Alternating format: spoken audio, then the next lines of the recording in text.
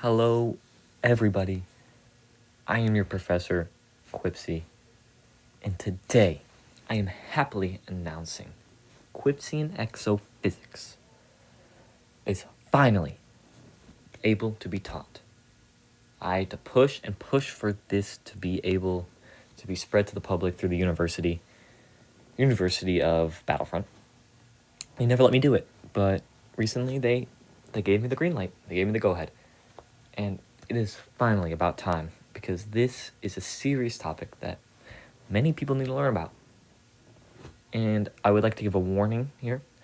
For the quality of these drawings and handwriting, they will be a little blunderous, a little dastardly, I can't lie, because I am writing with my finger instead of a traditional Apple Pencil. I will be getting an Apple Pencil quite soon, though. And then, obviously, handwriting drawings will improve tenfold. But until then, you have to deal with my finger. But enough with fingers. Today, we are in Unit 1, Quipsian Exophysics. This is a challenging course, but you knew that when you applied to take it. So there are no surprises here. But today I will start off with the easiest theory. And the first theory actually started all of this. It doesn't have as many loopholes and, questions about it than the rest of them, but this will probably be the best starter. So today, we will be discussing, now again, discretion is advised to the finger, sleep theory. Jesus, that's bad. Sleep theory. Another discretion is advised. This will not apply to any robots watching this. So if you come into my comments talking about how this didn't work, this is bullshit, you're a fucking robot, and that's why. Or you might just be in proximity of another human. But then again, not gonna get into that. This video is for humans, so this will only apply to you, not the robots. Let's get started. This is how I always start this course to my other students when I was able to teach it at a different university before I was fired. But I can't get into that.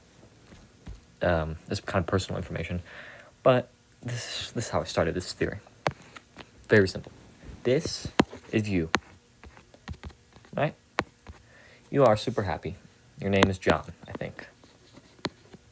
You woke up at 5 a.m. today. You are an early riser. I'll give you that. And your day is started and you are happy. But you have noticed something. And this makes you angry. Look how mad you are. Super, super mad. Oh my God. Why are you so mad?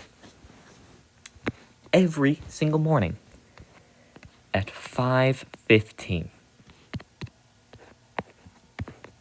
This orange, we'll call it a Cybertruck. This orange Cybertruck passes your home every single day, 5 a.m. You are pissed the fuck off. Why every single morning at 5:15 a.m.? Well, I don't want to dive into future units, but this is because you are in a simulation. You are human, and you are being studied. This right here is keeping the simulation standardized, keeping it same and consistent. Now, you want to change this. And let me tell you something. You can. You need to wake up later. Or earlier, depends. But I'm guessing most people in this scenario will wake up later. So, let's say you wake up at 5:30 in the morning instead of 5 a.m.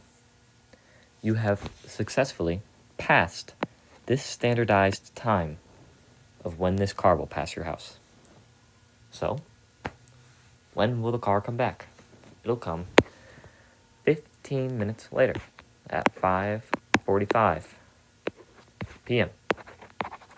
Now, if you woke up at 4:45 instead of 5 a.m., then obviously the car would pass you at 5 a.m.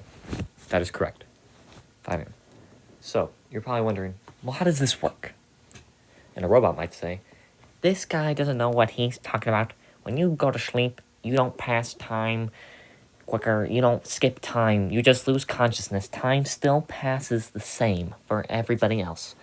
That, ladies and gentlemen, let me get a big red X for this, is wrong. That is wrong. A robot would tell you that. Do not listen to them if they tell you that. They are a confirmed robot. Please report them. I'll give a link in the bio for this. Quipsian, I need a name for this. Quipsian law enforcement. If you have any confirmed reported robots, send them down below, and I will try my best to deal with them with my own ways. But we can't get into that right now. But let's give it another example. You hate school, right? This is you. You are mad again. Your name's John. What the fuck, man? I gotta wake up at 8 a.m., go to school till 3 p.m. What the hell? What is this? Now, school is a tricky thing to bypass with the time system, because if you and another human are in the same proximity, time will continue to pass as normally if you were asleep and they were awake. So, public events usually cannot be skipped with the time theory because they'll never freeze with the simulation, because it's a public event and odds are it's going to be a lot of people there, and odds are some of those people are going to be human. So, event evidently will not freeze.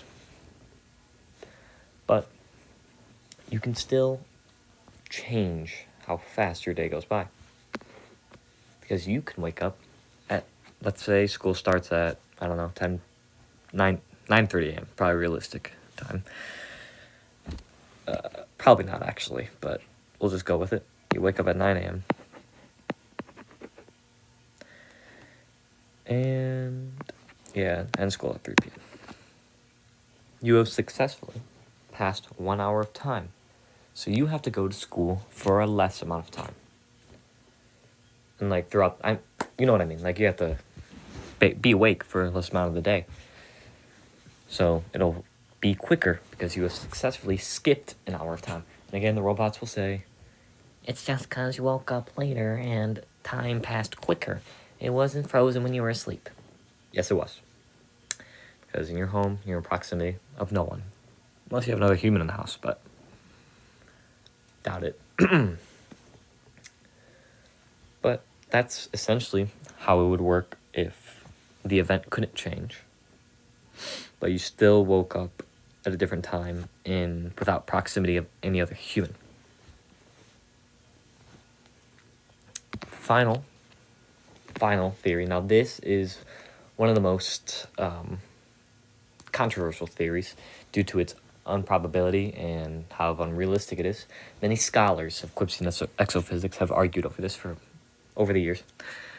But I still teach it anyways because, it's not bad to teach things. So, imagine you were on a plane. This is the plane. Yup, this is the plane.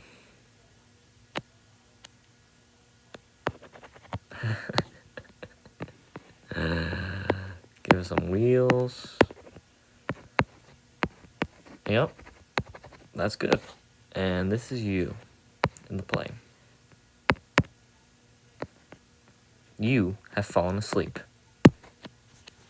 It is currently 5 p.m. You're scheduled to land at 7 p.m. Now, you are in a plane. The odds are of a human being there are likely. The odds are of a human being below the plane are very likely. You're flying over the country or wherever you may be. But still, you are in most likely probability of being in proximity of human. But let's say you're the only human in your proximity below the plane and on the plane. Not a single human here. This is where time theory can cause you problems. Because you think, well, I wanna go to sleep at 5 when I got on the plane. So when I wake up in 2 hours, the plane will be landed at 7 p.m. Let me get another big red X. That's wrong. That's wrong. Another frowny face. Look how mad he is. Because there is no human in proximity on the plane or below the plane. So you've essentially fucked yourself. Because now you are waking up 2 hours later at 7 p.m., but the plane hasn't moved. Because there are no humans on it, meaning the simulation has stopped running. Because it would be too much data to render any kind of simulation when there's no point of running it. So you are waking up at 7 p.m. You got 9 more hours. Not 9 more hours. You got 2 more hours to go. Because your plane is going to land at 9 p.m. now. I don't know how they'll convince you that is, but they will. Brainwash technique, the list goes on and on about how they could, make you forget or make you think why it was delayed. But still, you have to wait 2 more hours now. And that's really about it when it comes to sleep theory.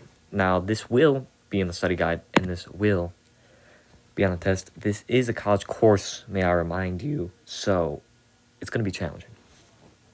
But you knew this. It's going to be in the study guide, so don't worry. And there will be no homework. There will be no homework for today. That's about it. I mean, not much to go over. Once again, I've linked my personal email in bio for anyone who has confirmed robots. Please provide evidence with it, and I will deal with them accordingly, the best of my ability. Any questions? Yes, down in the comments. I will happily answer them. Any hate comments will be swiftly dealt with. And that's really about it. Oh, almost forgot. No homework today. It's the first day of school. They call me the chiller because I'm so chill. I had this phrase in high school. I said, I aim to freeze. That was my motto in high school. That's how chill I was. They called me the chiller. Yeah, no homework today. Have a great rest of your day. Again, sorry for the quality, but I will see you guys later. Goodbye, everyone.